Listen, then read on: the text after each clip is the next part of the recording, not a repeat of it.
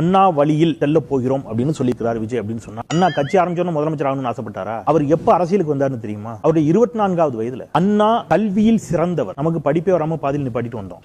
Next நல்லா படிச்சிருக்கணும். Next நீங்க என்ன படிச்சிருக்கீங்க? அதான் நெக்ஸ்ட்ன்றலப்பா. அண்ணா நன்கு படித்து 24 வயதுல படித்து முடித்த போது அரசு பணி அவருக்கு தயாராக இருந்துச்சு. அவர் அரசு பணிக்கு செல்லாமல் தந்தை பெரியாரால் ஈர்க்கப்பட்டு அவர் தன்னை பொது வாழ்க்கையில் இணைத்துக் கொண்டார். வறுமையோடு போராடி அவர் பொது வாழ்க்கைக்கு வந்தார். அண்ணா எத்தனை தமிழ்நாட்டினுடைய பண்பாடு சார்ந்த மொழி சார்ந்த பிரச்சனைகளுக்காக போராடி எத்தனை மாதங்கள் அவர் சிறையில் இருந்திருக்கிறார் தெரியுமா? நம்ம 3 நிமிஷத்துக்கு மேல ஒரு ஆர்ப்பாட்டத்திலேயே நம்மளால பேச முடியல. அது எங்க இருக்கு?